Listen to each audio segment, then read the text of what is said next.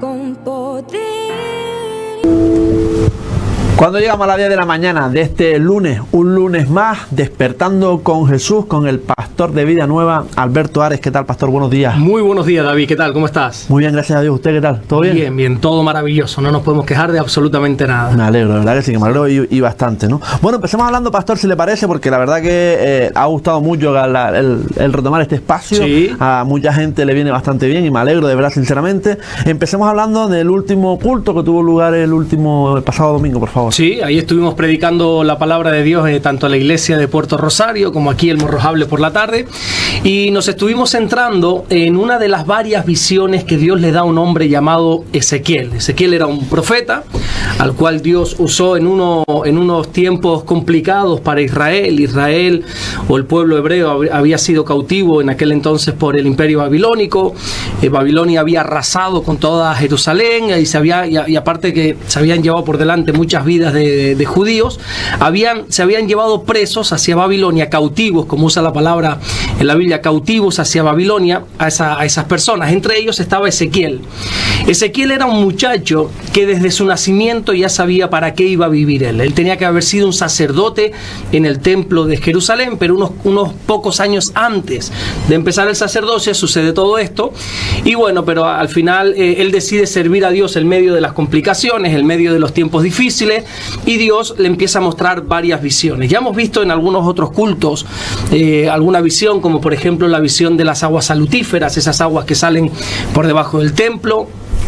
Pero nos centrábamos el domingo pasado en una visión muy conocida, no sé si tú la has escuchado o leído alguna vez, que es la visión del Valle de los Huesos Secos. No. Te la voy a explicar rápidamente porque no podemos resumir en un minuto nada más, pero lo voy a intentar. Dios muestra a Ezequiel en una visión un valle donde no está vacío, sino que hay cantidad y cantidad de huesos secos. Esos huesos secos Dios le muestra a Ezequiel que no es otra cosa sino la casa de Israel. Era el estado en el cual espiritualmente se encontraba Israel. Curiosamente la Biblia dice que no estaban secos esos huesos, sino que estaban secos en gran manera. Así que de ahí sacábamos un poco la enseñanza de que Israel no solamente se había secado espiritualmente debido a la situación que estaban cautivos en Babilonia, en ciudad extranjera y todo lo que ya sabemos, sino que al estar secos en gran manera ellos no habían hecho nada por salir de esa situación. Habían permanecido mucho tiempo ahí y por eso habían llegado a estar secos en gran manera. Y sacábamos un poco la enseñanza de que caerse está permitido, pero hay que levantarse.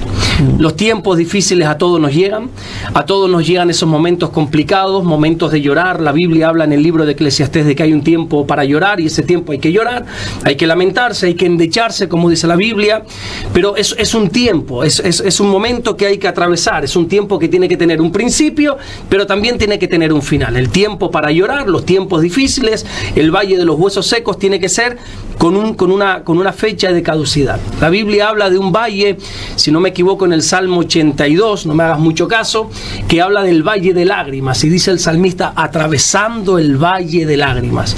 Porque los valles, los momentos difíciles, hay que atravesarlos, no hay que permanecer en ellos. Así que Dios le está mostrando a Ezequiel cómo el pueblo de Dios no solamente le había tocado vivir una mala experiencia, sino que había permanecido en esos momentos malos. Y tenemos que salir de esos momentos. ¿Cómo salió el pueblo de Dios? Porque la visión, ya te he dicho cómo comienza, con un valle lleno de huesos secos que representan el estado espiritual de Israel, pero termina totalmente diferente. Termina con esos huesos secos recobrando vida. Se llenan de carne, se llenan de tendones, Dios sopla espíritu de vida y vuelven a tener vida. ¿Y cómo es posible, decíamos, que esta visión comience con huesos secos y termine con vida?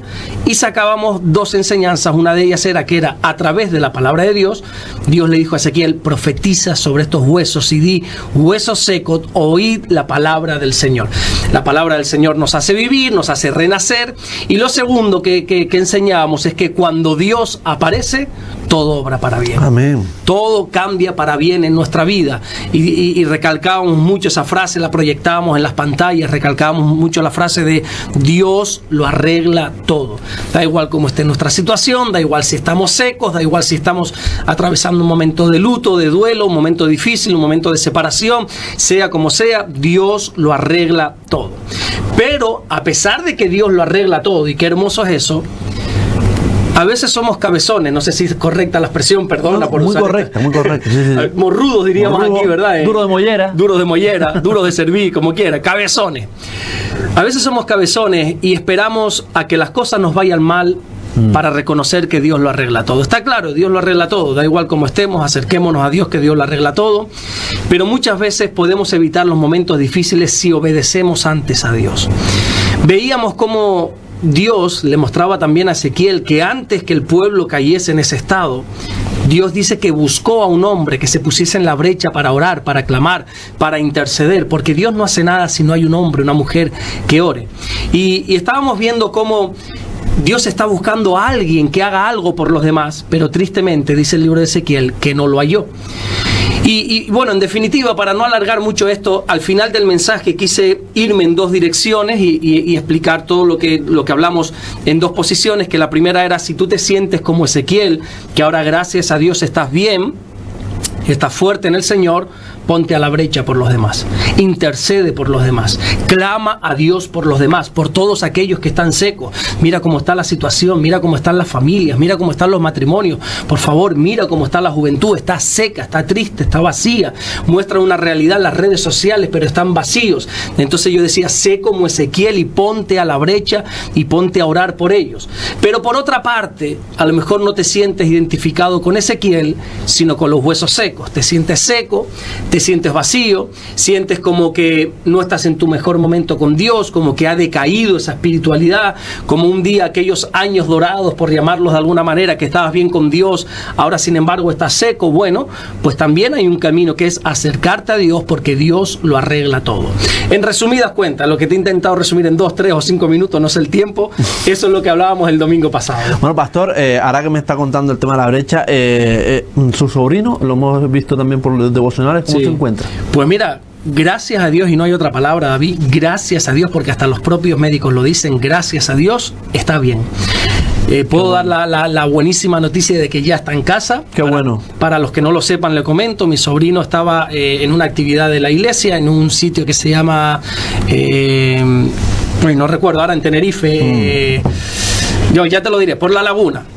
No me sale ahora la palabra. Bueno, ahí estaban y en ese lugar donde se hacen asaderos, barbacoas y eso, hay unos palos para aquellos que quieren colgar una red de voleibol o una hamaca, lo que quiera que sea, que están preparados para eso. Mi sobrino fue a colgar una hamaca, pues un lado en un árbol y otro lado en ese hierro, con el caso de que cuando se sentó, mira que mi sobrino jovencito y flaquito, pero se sentó y se le cayó ese hierro pesado de hierro lleno de hormigón, se le cayó en la cabeza, le hizo una fractura de 10 centímetros, le tocó el cerebro.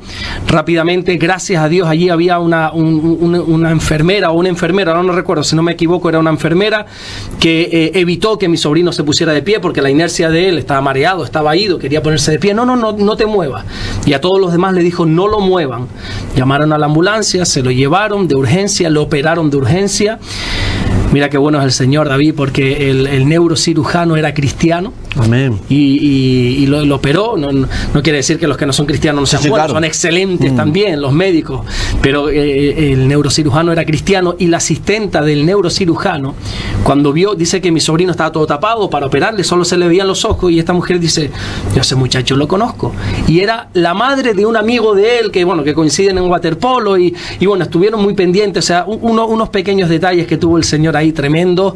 Le han abierto la cabeza para operarle, todavía no tiene toda la sensibilidad en el cuerpo, mucha rehabilitación le queda por delante, pero gracias a Dios está bien. Bueno. Los médicos dicen que su cerebro está bien y que en poco tiempo va a estar 100%. ¿Cuál es el problema? Tiene 18 añitos, él es guapete además, entonces ahora con esa marca aquí está preocupado, porque yo le he dicho, eso te lo dejas crecer, te pones una gorrita, claro, y aquí no pasa nada. Por supuesto que esa es su preocupación. Lo importante es que está aquí. Lo importante es que está aquí y que está bien, gracias a Dios. Sí, gracias por preguntar, David. Gracias con nosotros. Por supuesto. Bueno, y también otra de las cosas que vamos a hablar la semana que viene va a ser el tema de el perseguir a los judíos, porque también estoy viendo películas de la Segunda Guerra Mundial, y eso fue tremendo, Fue y es. Y es, porque siguen siendo perseguidos hoy en día, ¿no? Claro, siguen siendo perseguidos y bueno, la próxima semana ya que profundizaremos, ya lo hablamos, pero la persecución sigue a día de hoy. Ya no es tanto física, que también todas las naciones que están alrededor del pueblo de Israel persiguiéndolo, sino ya también el tema ya social, mediático. O sea, tú ves ahora todos los medios de comunicación atacando a Israel, todo el mundo yendo en contra de Israel, porque parece que ser pro-Palestina es estar en contra de los judíos. Bueno, una serie de cosas que desde su fundación hasta el día de hoy el pueblo de Dios ha sido perseguido siempre, desgraciadamente. Sí, totalmente. Bueno, empecemos a hablar, si le parece, pastor, en este espacio en el día de hoy, Despertando con Jesús. ¿Qué significa tener una relación personal con Dios, pastor? Bueno, muy buena pregunta. Yo creo que es muy buena pregunta. Y yo creo y considero que tener una relación personal con Dios es ir más allá de conocer de Dios. Hay mucha gente que conoce de Dios. Simplemente tienes que leer la Biblia o leer quizá algunos libros que te hable de Dios, pero eso simplemente te va a llevar a conocer de Dios. Tener una relación íntima con Dios es conocer a Dios, es poderle conocer a Él, qué piensa, cómo actúa, y eso solo es a través de la intimidad con Dios. Jesús nos dice en uno de los mejores sermones que Él predicó, el Sermón del Monte, ahí en Mateo capítulo 5, capítulo 6 y capítulo 7, donde Él nos dice que nosotros tenemos que tener intimidad con Dios, cerrar la puerta de nuestra habitación y orar a nuestro Padre que está en el secreto. Es muy diferente conocer de Dios a conocer a Dios. No te olvides nunca que los que llevaron a Jesús a morir en una cruz eran religiosos, personas que conocían de Dios. Sin embargo, Dios se apareció en un cuerpo de hombre y no le reconocieron. Sabían de Dios, pero no conocían a Dios. Hay una historia verídica, por cierto, muy bonita, que dice que bueno, que en un evento grande, multitudinario, iban a hablar y todo se basaba en el Salmo 23, el buen pastor.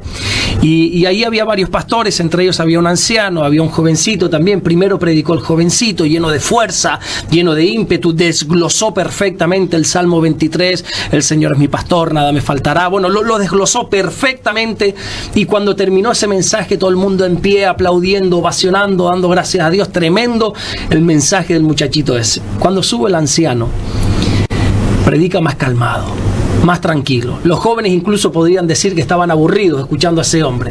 Sin embargo, a medida que iba hablando, empezaron algunas personas a llorar, otras personas empezaron a pedir perdón ya por sus pecados en mitad de la predicación, y cuando terminó ese mensaje nadie estaba aplaudiendo, nadie estaba en pie, sino todo el mundo estaba de rodillas llorando, pidiéndole perdón a Dios. Entonces el jovencito al final se acercó a este anciano y le dice: ¿cómo es posible que hemos predicado prácticamente el mismo mensaje, pero conmigo simplemente aplaudieron y contigo la gente quiso acercarse a Dios, se arrepintió de sus pecados? Y él me dijo: mira, es que tú conoces muy bien acerca del Salmo 23, pero es que yo conozco al Dios del Salmo 23. Es muy diferente conocer de Dios a conocer a Dios. ¿Cómo podemos tener una relación íntima con Él? Conociéndole a Él, al Dios vivo y verdadero, dice la Biblia. Quizás también pasa, como muchas veces se dice, ¿no? La juventud es la vehemencia, el ímpetu y demás, y la vejez o la madurez es la templanza, la calma, el conocer, como bien estás comentando, a Dios y poder hablar así de esa manera, ¿no? La Biblia habla de que en las canas está la sabiduría. Sí. Nos da un buen consejo. La Biblia desde el Antiguo Testamento nos da un consejo que hasta hace poco se llevaba a cabo, sobre todo en los colegios. Yo en uno de los colegios que estudié de pequeñito se hacía, que era ponerse en pie cuando entraba un adulto a la clase. La Biblia dice: delante de las canas te levantarás. El respeto a los ancianos. Hoy, ¿cómo se les trata a los ancianos? Se ha perdido el respeto, ¿eh? Se ha perdido todo el respeto. Yo recuerdo de niño, ahí en la plaza donde jugábamos a fútbol, que la semana pasada hablamos que ya no se juega fútbol en las canchitas, total, ¿verdad? Cuando fuera a pasar una persona mayor, y no tan mayor, pero una persona mayor, ahí se paraba todo el mundo. Ningún chiquillo, por ruin que fuera, por malo que sea, por gamberro que fuera, se le ocurría seguir jugando, pues no vaya a ser que le demos al anciano. Hoy en día es que no hay respeto ninguno. Me acuerdo, por ejemplo, el llegar personas mayores con las compras y demás, ir a coger, ayudarles para claro. Hoy en día, o la guagua, ceder el asiento, hoy en día ya no se ve eso, ¿no? No se ve el respeto a los ancianos, y es algo que hemos perdido tristemente. Sí, la verdad que sí. Sí. Bueno, ¿cómo podemos fortalecer nuestra fe en los momentos difíciles, en los momentos afligidos, en los momentos en los cuales estamos muy bajos espiritualmente? ¿Cómo podemos fortalecernos? Bueno, antes de responder, recordar lo que antes decíamos de la predicación del domingo pasado, es que todos vamos a atravesar momentos difíciles. Ser cristiano no es sinónimo de que no vamos a pasar momentos difíciles, no, eso es totalmente mentira. De hecho, ya Jesús mismo se encargó de decir que el cristianismo es el camino incómodo, la puerta estrecha. Esto es solo para valientes, los cobardes se quedan fuera, David, esto es solo para valientes. Entonces, cuando nosotros entramos, vamos a tener momentos difíciles. A los cristianos se nos mueren las personas, los familiares. Claro. Los cristianos a veces perdemos el trabajo. Los cristianos atravesamos crisis matrimoniales, crisis financieras, crisis personales, de toda índole. Entonces lo primero es reconocer que un cristiano también pasa por momentos difíciles. ¿Cómo los podemos sobrellevar mejor? Bueno, habiéndonos preparado antes, la Biblia habla de algo que se conoce como la armadura de Dios. Poneos toda la armadura de Dios para que cuando venga el día malo, estad firmes, ¿verdad? Hay una preparación previa a esos días, preparándonos en oración, a través de la palabra, fortaleciendo nuestra vida espiritual para que cuando venga ese momento difícil, poder atravesarlo. Pero sobre todo en esos momentos difíciles, recordando las promesas de Dios. El salmista dice, si no recuerdo mal, en el Salmo 103, bendice alma mía al Señor. Es como que le estaba dando una orden a su alma. Por alguna razón no tenía ganas de adorar, no tendría ganas de alabar, y le da una orden a su alma: bendice alma mía al Señor y no te olvides de sus beneficios, de ninguno de sus beneficios. En esos momentos difíciles, recordemos lo bueno que es Dios. Recordemos lo bueno que ha sido Dios. Dios dice en su palabra que Él no nos dejará, no nos desamparará, estará con nosotros todos los días hasta el fin del mundo. Y ese todos los días está incluido los días malos. Sé que es difícil atravesarlos, pero tenemos que recordar las promesas de Dios en esos tiempos difíciles. Los cultos aquí en Morrojable son de 6 a 8 de la tarde, más o menos prácticamente. Sí. ¿Ha habido cristianos o personas que le han dicho, oye, hoy juega mi equipo, hoy no voy al culto? Más de los que piensan. ¿Sí? Sí, totalmente. Hay muchos y te lo dicen claramente, o simplemente no aparecen. O recuerdo no recuerdo ahora, la final que hubo de Francia Argentina, la final del Mundial, coincidió justamente con el culto. Y estábamos a punto de empezar, porque si algo tenemos nosotros es la puntualidad. A las 6 en punto, esté quien esté, empezamos el culto. Además hay una cuenta atrás y todo, empezamos. Y iban a ser las 6, iba a empezar la tanda de penalti, y había gente con un iPad y un montón de gente que, mira, lo siento mucho, si ustedes quieren seguir viendo esto, salgan de aquí, por favor, pero vamos a empezar. Y bueno, mucha gente a veces se cruzan eso, ¿no? Momentos importantes, pero yo creo que el momento más importante es ese encuentro con Dios, es ese tiempo para celebrarle culto, fiesta, honor a nuestro Señor. Amén. Y la gente madura no hace eso. Los demás, pues yo entiendo oye, juega el Barça, el Madrid, por decirte los equipos más, juega Las Palmas, juega el Tenerife. Bueno, pues chicos, pues pon en balanza. ¿Qué prefieres? Si esto o lo otro, y por donde se decante la balanza, ahí te va a mostrar cómo está tu corazón. Totalmente. Bueno, ¿qué significa ser salvo según la Biblia, pastor? ¿Qué significa ser salvo? Pues mira, te comento, la palabra evangelio significa buenas noticias. Y para que haya buenas noticias es porque hay alguna mala noticia. ¿Cuál es la mala noticia que la Biblia nos da? Que todos somos pecadores. No hay ni una sola persona, David, que no peque. Aún esas ancianitas encantadoras que parece que no rompen un plato. Mi abuela que se murió a principios de año con 104 años. O sea, esa viejita era encantadora. O sea, ¿qué pecado va a tener ella? Pero yo me acuerdo de niño, voy a contar una intimidad. Bueno, ya se fue con el Señor, así que no me va a echar nada en cara. Pero yo recuerdo viajar con ella en avión cuando era niño. ¿Y te acuerdas en aquella época donde todavía se daba de comer en los aviones? Sí. Pues mi abuela algún tenedor que otro. Pues mira, la mía también. Eso lo hacía mucho la gente. Sí, la mía también. Una cucharilla, un tenedor. Y tú ibas luego a la casa y te veías una cuchara de Air Europa, una cuchara de... Entonces, todos somos pecadores, todos pecamos. Entonces, la Biblia nos enseña que la paga del pecado es la muerte. La paga del pecado es el infierno, es una condenación eterna. ¿Cuál es la buena noticia? Que el Señor murió por nosotros y que si nosotros nos arrepentimos de esos pecados, Él nos va a salvar. ¿Salvar de qué? De una condenación eterna. Nos va a dar vida eterna para que el día que nos toque partir de aquí, poder estar eternamente con Él. Nos salva en dos direcciones. La primera es de una vida desgraciada. Aquí en la tierra nos da la oportunidad de tener, como dice Juan capítulo 10, versículo 10, una vida bendecida, una vida en abundancia, ¿verdad? Una vida que como veíamos creo la semana pasada, una vida llena de tiempos de refrigerio, una vida que a pesar de las miserias, las calamidades, las maldades que hay hoy en día, que nosotros podamos respirar, podamos estar bien. Y lo segundo y más importante es una vida eterna con el Señor. Nos salva de eso, de una vida miserable aquí, y lo más importante, de una muerte en el infierno, y una vida eterna juntamente con Él nos da el Señor. Muchas veces cuando hablamos de pecado, pastor, pecado es pecado, es decir, no es pecado pequeño y pecado grande, es decir, todo pecado es pecado. Pecado es pecado. No hay, como tú bien dices, no hay pecado pequeño, no hay pecado grande. El pecado es cometer una ofensa contra Dios, transgredir la ley de Dios, dice la Biblia. Ahora, si hablamos de consecuencia de pecado, ahí sí. Ahí hay consecuencias grandes y consecuencias pequeñas. Claro, alguno me puede decir, bueno, es que no puedes comparar el pecado que estamos diciendo, como las abuelitas se quitaban una cucharilla de millones que hay ahí, a una persona que ha matado. Pecado es pecado. Ahora, las consecuencias evidentemente van a ser diferentes. A una persona que se ha robado una cucharilla, lo mismo lo más que le van a llamar la atención. A una persona que ha matado, lógicamente, se le va a caer su dura condena en la cárcel. El pecado es pecado, pero hay consecuencias diferentes. Uno tiene que entender eso. Nosotros, por desgracia, cuando digo nosotros, digo el ser humano, tendemos a catalogar el pecado. Este es un pecado pequeño, ese es un pecado grande, como cometas eso estás mal mirado, y aquel, ¿te acuerdas de la semana pasada que te hablé de un libro que se llamaba Pecados Respetables? Sí, correcto. Hemos ido respetando pecados. Bueno, aquello no es tan malo, aquello lo hace todo el mundo, y hemos ido respetando pecados cuando eso también es transgredir la ley de Dios. Entonces, como tú bien has dicho, pecado es pecado. Bueno, seguimos hablando, comentando en este espacio Despertando con Jesús, con el pastor Alberto Ares. ¿Qué debo hacer para recibir el perdón de Dios por mis pecados, pastor? Bueno, la Biblia enseña el gran principio del cristianismo que parece que a algunos todavía no nos queda claro, es que la salvación es por gracia y no por obras. No hay nada, David, que podamos hacer para ganar la salvación. Ya Jesús lo hizo todo en la cruz del Calvario. No hay nada más que podamos hacer, y esto se trata de gracia, ese favor inmerecido que Él nos ha dado.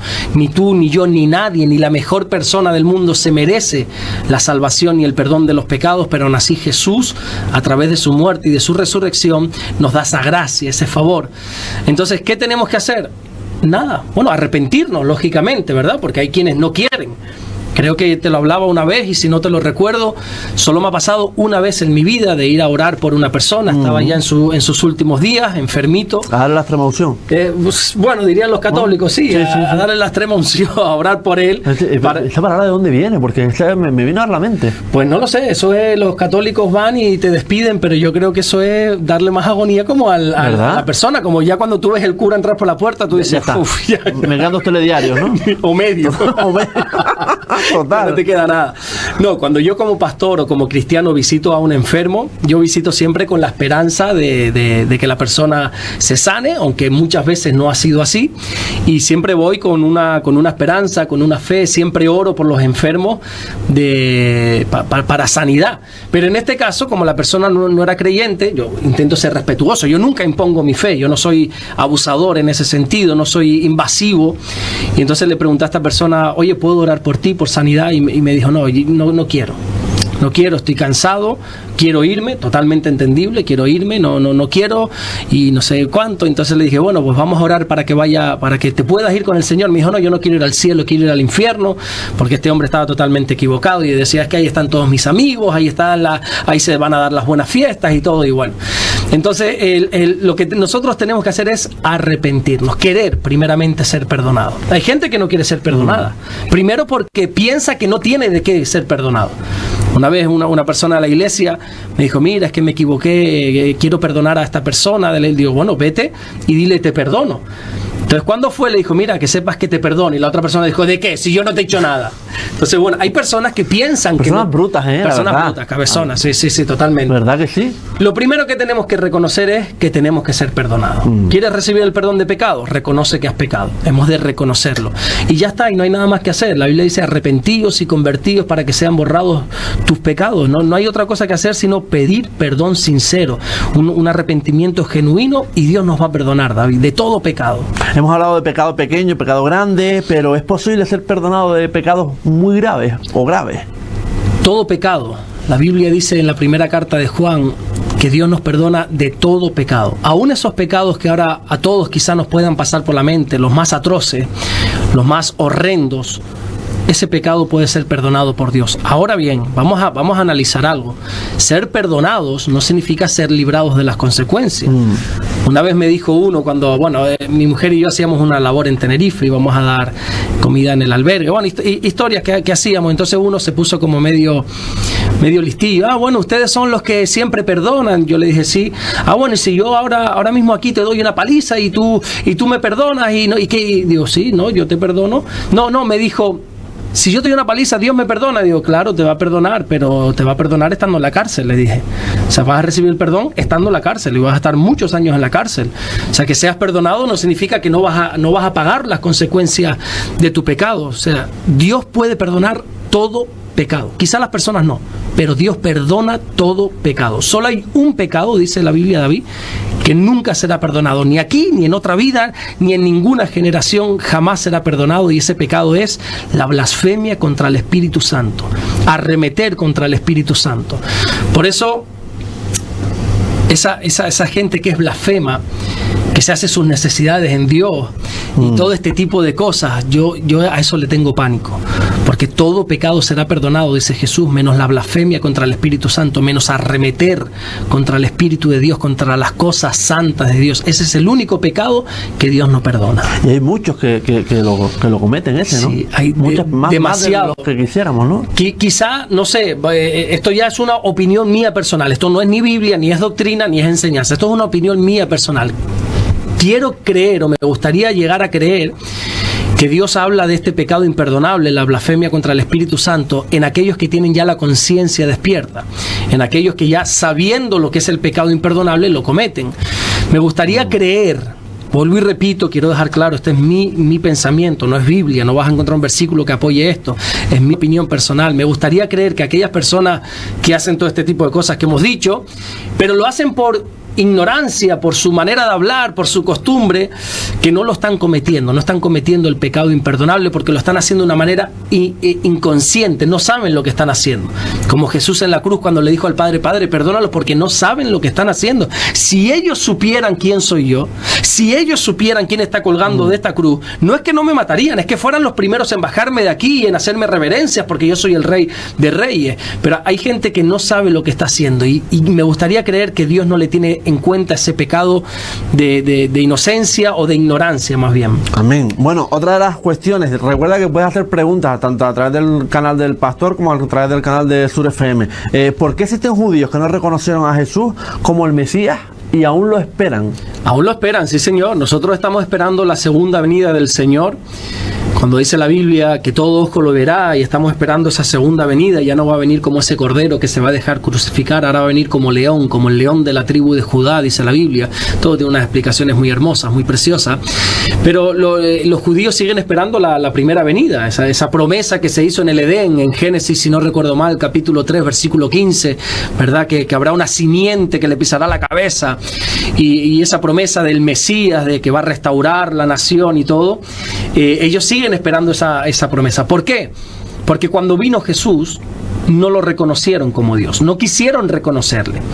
Recuerda que el pueblo de Israel había salido hace pocas décadas atrás, 20 quizá o 30, del imperio de los griegos, que como te dije era muy cruel con los judíos.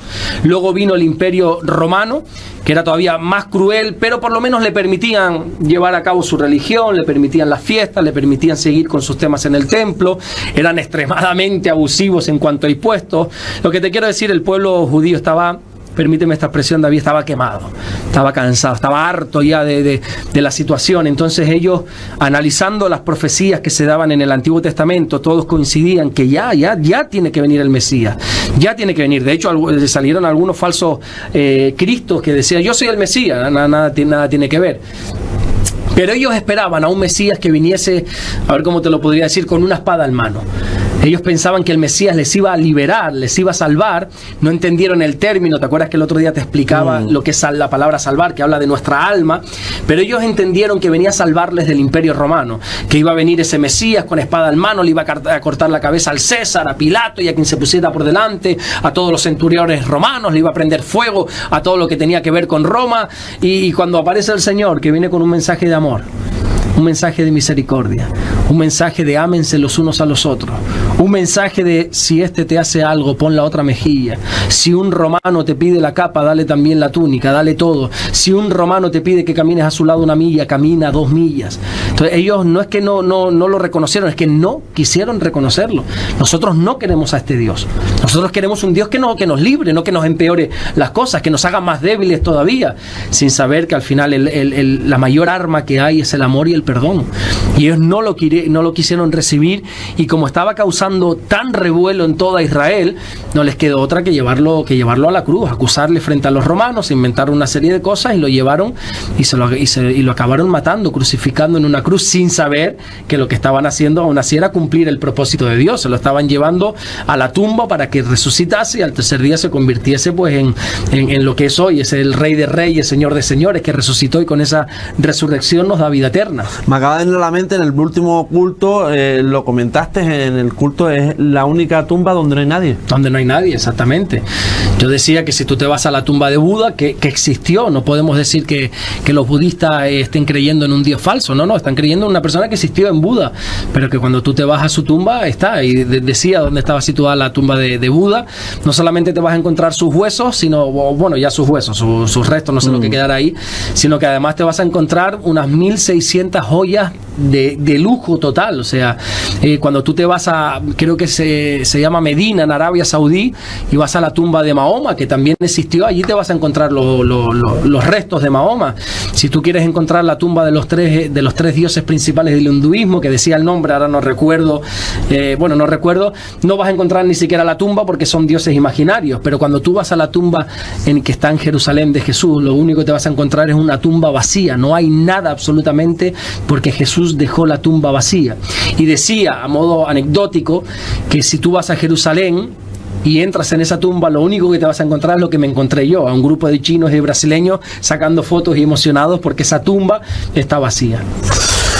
¿Ya ha ido usted? ¿Ya ha ido al pastor a Israel? He ido una vez, y Dios mediante ahora en noviembre estaré por allí también, si todo sale bien. Teníamos todo ya planeado para ir en el noviembre del año anterior, del 2023, pero bueno, pasó lo que pasó en octubre, sí, la guerra, y no se pudo ir. Pues no se pudo ir, entre otras cosas, porque no había aerolíneas que nos llevase, estaba todo paralizado, y Dios mediante ahora sí me voy ahora. Bueno, hemos comentado en el anterior programa que hay cosas que decimos, a quien madruga Dios le ayuda, hay otras cosas que decimos y tal. El de pagamos justo por pecadores, ¿también lo dice la Biblia o no? No, eso no dice la Biblia, pero al final sí, es verdad que a veces pagamos justos por pecadores porque por el mal que están haciendo algunos, pues mira cómo está la sociedad hoy en día, ¿verdad? Hay un versículo que quizá no te lo puedo recitar literal, pero que dice que cuando el impío es el que está gobernando, el pueblo está mal, está destrozado. Sin embargo, cuando el justo es el que está gobernando, el pueblo está alegre. Al final, por el mal que están haciendo unos cuantos, pues estamos pagando justos por pecadores. No es un versículo bíblico, pero es un principio que estamos experimentando. ¿Qué dice la Biblia de la misericordia, pastor? Bueno, la misericordia, vamos a apuntar hacia la misericordia en dos direcciones: la misericordia de Dios, la misericordia divina, y la misericordia que cada uno de nosotros tendríamos que tener. La misericordia es uno de los grandes atributos de Dios. La Biblia dice que Dios es misericordioso, y gracias a esa misericordia estamos nosotros con vida, estamos nosotros en pie. La Biblia enseña claramente que el alma que pecare ha de morir, la paga del pecado es la muerte, así que como todos somos pecadores, todos deberíamos morir, pero la misericordia de Dios nos tiene con vida. Hay un versículo que, si no recuerdo mal, se encuentra en el libro de Lamentaciones, que dice que la misericordia de Dios son nuevas cada mañana. Cada día Dios renueva esa misericordia con nosotros. Y como Dios es misericordioso, dice el Evangelio de Lucas, Dios demanda de nosotros misericordia. De hecho, también Jesús dijo ahí en el famoso Sermón del Monte: bienaventurados los misericordiosos, porque ellos recibirán misericordia. Si tú eres misericordioso con los demás, prepárate, porque lo que vas a recibir también es misericordia. Pero ¿qué es en sí? Porque algunos no saben diferenciar la misericordia, por ejemplo, de la compasión. Algunos dicen, misericordia es tener compasión hacia el prójimo. No, eso no es. Compasión es una cosa, misericordia es otra cosa. Compasión es sentir lástima, ¿verdad? Cuando tú vas por la calle y dices, ay, pobrecito, mira cómo está ese hombre, qué pena, ¿no? Ay, me da lástima, me da pena. Los latinos dicen pena para vergüenza. Sí, vergüenza. Sí, me da pena, me da vergüenza. Pero, ay, qué lástima ese hombre, pobrecito. Pero te quedas con el sentimiento, con esa compasión, con esa tristeza. ¿La misericordia qué es? La compasión llevada a la práctica. Somos, dice la Biblia, movidos a misericordia. Compasión es decir, pobrecito ese hombre. Misericordia es ayudar a ese hombre, que es la historia del buen samaritano, que dice que fue movido a misericordia cuando fue a un necesitado, y no simplemente dijo, ay, mira aquel hombre que está tirado en el suelo. No. Dice que él lo montó en su cabalgadura, lo llevó a un hotel para que fuera curado, vendó sus heridas y todo eso. Eso es la misericordia, ayudar al prójimo. 16 programas con el de hoy, 16 programas, que parece mentira, son Madre 4 mía. meses ya prácticamente de este espacio Despertando con Jesús que gusta y bastante. Sí. ¿Quién fue Poncio Pilato, pastor? Porque yo siempre escuché lo de te lavas las manos como Poncio Pilato. Sí, se lavó las manos y quedó un gesto para la historia, y ahora te voy a decir por qué se las lavó. Bueno, Poncio Pilato fue un gobernador romano que estaba, el César ponía varios gobernadores en las regiones que estaba gobernando, en este caso en Judea.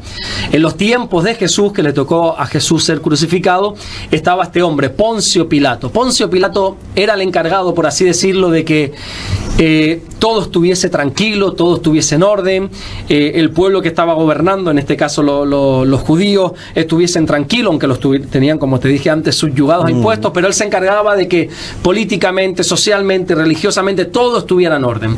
De repente se crea una revuelta por el tema de los judíos. Los judíos no reciben a Jesús, se lo quieren quitar del medio, pero los judíos, aunque estén en su tierra, no tienen autoridad porque están siendo gobernados por Roma. Es Roma quien tiene que condenar a un preso. Así que se lo llevan a Poncio Pilato. Mira, este hombre, y se inventan cosas porque está blasfemando, está diciendo que es el rey de los judíos, que todo es mentira. Y como Poncio Pilato ve que todo el pueblo está metido en este pleito, le hace caso y dice, uy, vamos a ver qué pasa. Entonces, analizando la historia de Jesús, él empieza a investigar, a indagar un poco sobre Jesús, y se da cuenta que es inocente, que se lo están inventando todo. Y hasta en 3 ocasiones hace intentar razonar al pueblo, a los judíos, a los religiosos, a los sacerdotes, a los fariseos, a toda aquella gente. Le decía, pero vamos a ver, ustedes no entienden que este hombre es inocente. Y la Biblia dice una cosa muy triste, que todos a una querían la crucifixión de Jesús. Y él no quería, él decía, es que yo no puedo condenar a un inocente. Se acordó que en una de las fiestas, en la fiesta de la Pascua, los judíos tenían por costumbre soltar a un preso, liberar a un preso, como un acto de misericordia, no de compasión, sino de misericordia. Vamos a liberar a un preso. Y dice, y él se acuerda, dice, ay, mira, esta gente en la Pascua quieren liberar a un preso. Voy a hacer una cosa, voy a poner delante de ellos al peor preso que hay ahora mismo, que se llama Barrabás, que era un asesino, una persona que había traído un gran problema sobre Jerusalén. Los voy a poner ahí y voy a poner a Jesús. Claro, cuando yo ponga a estos dos delante, la gente se va a decantar por Jesús, van a querer que Jesús sea libre. Y sucede aquello tan famoso que los pone delante, ¿a quién queréis que os libere? Y todo el pueblo, una vez más, a una sola voz, dijeron, a Barrabás, suéltanos a Barrabás. ¿Qué cosas, no? O sea, la gente quería tener entre ellos a un asesino antes de tener a Jesús. Bueno, en definitiva, ya no sabía cómo hacer este hombre. Decía, yo no quiero tener nada que ver con esto. La mujer, creo que la Biblia no da su nombre, la mujer de Pilato tiene un sueño dado por Dios esa noche, la noche anterior, donde se le revela que Pilato no tenga nada que ver con esto. Entonces la mujer le dice a este hombre, no tengas nada que ver con la muerte de este justo, es inocente. He sido atormentada esta noche por un sueño, porque este hombre es inocente, no tengas nada que ver. Y de ahí viene a que, ya viendo que el pueblo no entraba en coherencia con dejar libre a Jesús, sabía que si lo dejaba libre, todo el pueblo se le iba a echar arriba, y al final, como político de turno, quiere agradar al pueblo nada más. Entonces dice, mira, os lo entrego, yo me lavo las manos, como diciendo, lo que se va a hacer es cosa de ustedes. Yo, una señal de decir, no tengo nada que ver con esto. Y al final lo entregó. Eso sí, lo custodió Roma con un centurión, con un equipo, los latigazos y todo, pero al final lo acabaron llevando a la cruz. Pero Pilato intentó librarse de esto, pero quedó en la historia como aquel gobernador que permitió que Jesús fuera a la cruz. La verdad es que es una historia tremenda. Tremenda. Hay una película. Ahora te dije esto y me voy a quedar mal porque no recuerdo cómo se llama la película. ¿La Pasión de Cristo? No. Otra, desde la visión romana. Siempre todas las películas cristianas se nos muestra desde la visión del pueblo de Dios, desde los discípulos, pero esta era desde la visión, de hecho es desde la visión del centurión que custodió a Jesús. Y se va a Poncio Pilato, todas estas escenas muy bien. No son muy fiables en cuanto a la Biblia, pero te abre mucho el entendimiento. Ahora no recuerdo bien, si alguien sabe que lo ponga en los comentarios.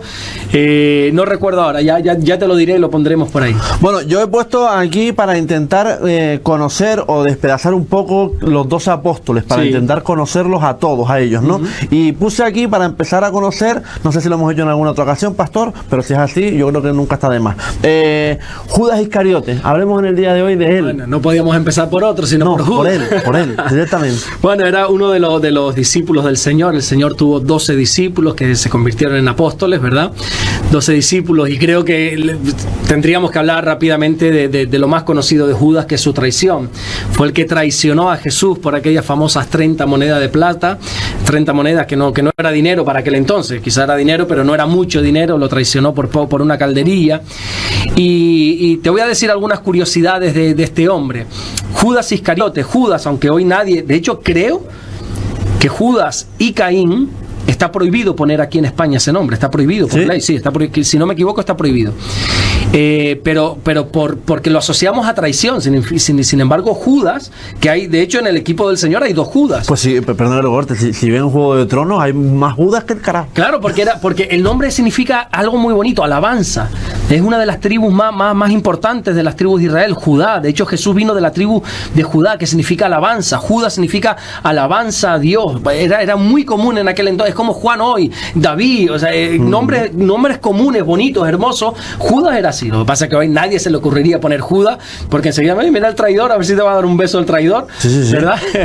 Bueno, Judas, el Señor le da una asignación dentro de su equipo, que es, por así decirlo, el tesorero. La Biblia dice que Judas era el que guardaba la bolsa. Curioso, ¿verdad? Sí, todo ese dinero, esas ofrendas que se les daba para poder sostenerse, pero Judas, ¿sabe lo que hacía de vez en cuando? Literalmente, dice la Biblia, sustraía de la bolsa. No grandes cantidades, no cogía las monedas grandes, no, pequeñas cosas, porque algunos piensan que robar pequeñas cosas no es robo. No, me llevo aquí de la radio un bol y total. La cucharilla. La cucharilla. Las abuelas como son. Ay, pobrecita, que quedó ahora para la historia como la que quitaba cucharillas del avión. Pero a veces decimos, mira, un bol, y si David tiene que tener mucho, bueno, que tenga decenas de miles de millones, acabas de robar. Y Judas hacía eso y lo quitó.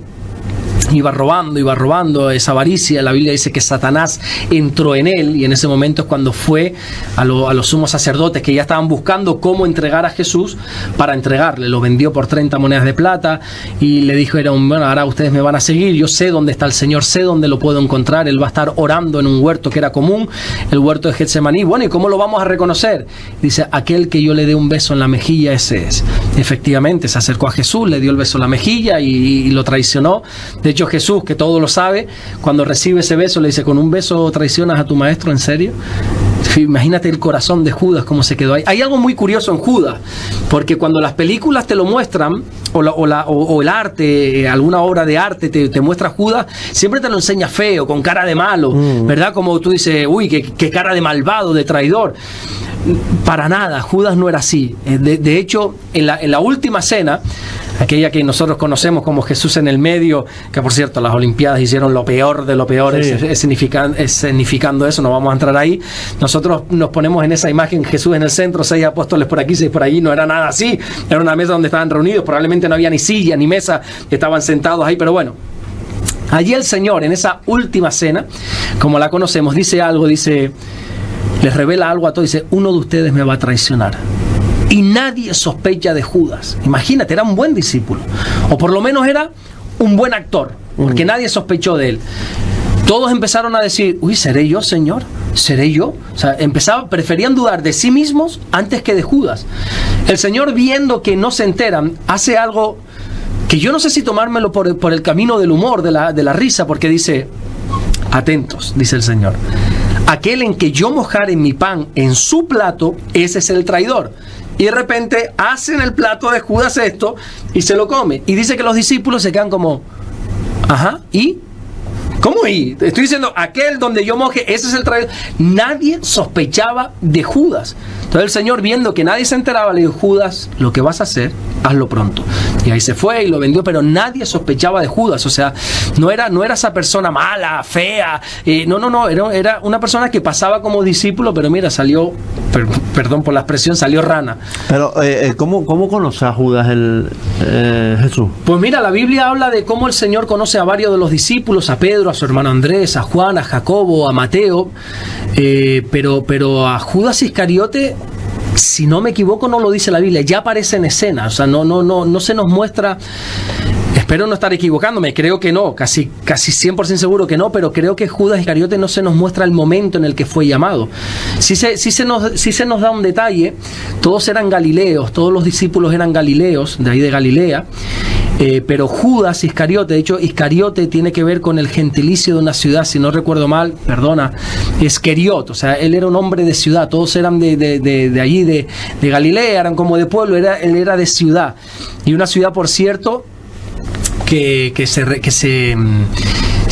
¿cómo se dice? Se conocía por sus lujos, por sus palacios, de lujos y caprichos, esa ciudad de Queriot. Así que yo creo que Judas ya tenía en su interior como esa pequeña avaricia, puede ser, ¿no? Por ahí, creo que por ahí van los tiros. Y el Señor, aún así, como es misericordioso, lo puso a guardar la bolsa, las ofrendas, pero mira, al final el hombre lo vendió, que por cierto, ya estaba profetizado.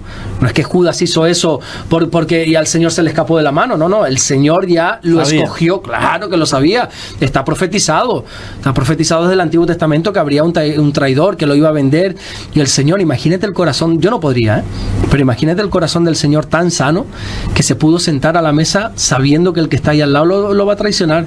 Yo como mínimo le tiro un par de puntas. Mira tú el traidor, y viene aquí con toda su cara. Viene a cenar aquí conmigo, y viene aquí a cenar.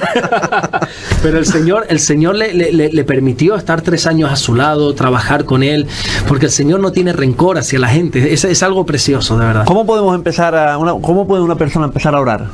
¿Cómo tendría que hacerlo? Mira, creo que es también muy buena pregunta, porque todos en algún momento nos la hemos hecho esta pregunta. ¿Cómo empezar a orar? Mira, cuando yo me entregué al Señor, siendo, pues tendría yo, 16 años más o menos, mi mujer me hizo una encerrona y me dice, bueno, mañana ven a mi casa, porque en aquel entonces era mi novia, lógicamente, ya la familia, por lo menos los padres me conocían, ya había ido a la iglesia, había aceptado al Señor, pero yo estaba dando mis primeros pasos, o sea, yo era un bebé, literalmente, un bebé espiritual, y entonces me invitan a una reunión de oración juntamente con toda la familia. Claro, ahí estamos hablando de gente que el que menos lleva 15 años en el Señor, gente que tú les escuchabas orar y se te caía la baba, eran expertos. Y entonces ahí en medio de esa reunión me dice mi suegra, bueno, ahora tú tienes que orar. Y yo le dije, yo miré a Damaris, claro, a mi suegra, no, en aquel momento que tenía que ganarme también su confianza, no le iba a decir que no, pero yo miré a Damaris y le dije, yo no voy a orar, qué vergüenza, yo no sé orar. Entonces, a partir de ese momento, yo dije, ¿cómo puedo aprender a orar? Y en la siguiente reunión de oración, porque ellos se reunían toda la semana, y cometí un error, pero yo creo que un error que Dios, presumo yo, que Él se rió en el cielo, porque yo cogí y me preparé bien la oración, yo me la apunté, voy a orar así, yo escuché cómo oraba mi cuñado, mi cuñada, cómo ora Damaris, cómo ora mi suegra, bueno, hay que decir esto, ellos repiten mucho, no me digas por qué, en el nombre de Jesús, bueno, yo lo anotaba, yo no entendía bien por qué se hacía todo eso, me he dado cuenta que todos empiezan dando gracias, bueno, pues yo, gracias Señor, y me la apunté, me la aprendí de memoria, yo soy malo para la memoria, me la aprendí de memoria, y cuando fui a orar, recé, en vez de orar, porque dije, a ver cómo empezaba, Señor, gracias, y la recité. Eso no es. ¿Cómo aprendemos a orar? Siendo nosotros mismos. O sea, abriendo nuestro corazón delante de Dios, hablando con Dios como nosotros somos. Hay personas que tú las escuchas orar, cambian su acento. Oh Padre bueno, Dios de los cielos. Yo digo, pero ¿y este quién es ahora? ¿Por qué ora así? ¿Por qué oras así? No entiendo. Y empiezan a decir una serie de cosas y a recordarle cosas. No sé, o sea, algo súper extraño. Yo cuando oro tal cual hablo contigo, evidentemente sé delante de quién me estoy presentando, que es delante de un Dios santo, no puedo ir de cualquier manera, no puedo ir con esos vacilones, con esas faltas de respeto, o sea, sé delante de quién me estoy presentando, tengo que tener una reverencia, un temor, porque Él es santo, 3 veces santo, pero abro mi corazón, si Él ya lo conoce, entonces yo le hablo con Él, le digo cómo me siento. Entonces, ¿cómo aprendo a orar? Siendo tú mismo. Lo que sí, el consejo más bien yo se lo daría a las personas que quieren enseñar a orar a alguien, y es que no le metan en el compromiso de orar en público, porque conmigo lo hicieron y como que yo le cogí ese rechazo a orar en público. Hombre, si llevas 1 año, 2, 3 años en la iglesia y todavía no oras en público, pues ya sí hay que empujarte, pero a esos nuevitos no les obliguemos a orar en público, porque le pueden coger como ese rechazo a orar en público. Hay que tener mucha sabiduría para eso. Sé tú mismo, ora tú mismo. Pastor, ¿cómo las personas que se sienten cargadas con diferentes problemas pueden descansar en Dios? Pues acudiendo a Él en esos momentos. Jesús dijo, venid a mí, todas las personas que se sientan trabajadas, cargadas, y yo os haré descansar. Nosotros tendemos a cometer el gran error de alejarnos de Dios en los malos momentos, alejarnos de Dios cuando estamos cargados, trabajados, incluso por temas de pecado, nos sentimos avergonzados. ¿Cómo me voy a acercar a Dios? Mira lo que he hecho. Bueno, cuando esté mejor decimos me acercaré a Dios, y eso es como decir estoy malo, cuando esté bien iré al médico. Es absurdo. Entonces, ¿qué tenemos que hacer en esos momentos? Acercarnos a Dios. Si es que Dios nos conoce, ser como ese hijo pródigo que, habiendo hecho un verdadero gamberro, habiéndose gastado el dinero de la herencia, habiendo hecho cosas que nunca debería haber hecho, yéndose de prostitutas, como dice la Biblia, gastándose todo ese dinero, bueno, habiendo hecho verdaderas cosas vergonzosas, decidió acercarse al Padre, y lo que encontramos es que el Padre lo abrazó.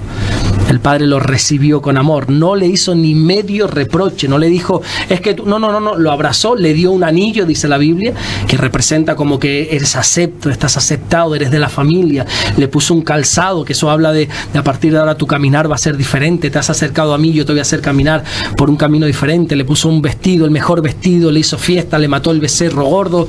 Bueno, en definitiva, en los momentos difíciles, acerquémonos a Dios, echemos nuestras cargas en Él, vayamos a Él todos los que estamos trabajados y cargados, que Él nos va a hacer descansar. El mundo no, nuestras preocupaciones no, Dios nos va a hacer descansar. Amén. Bueno, he seleccionado tres comentarios del canal.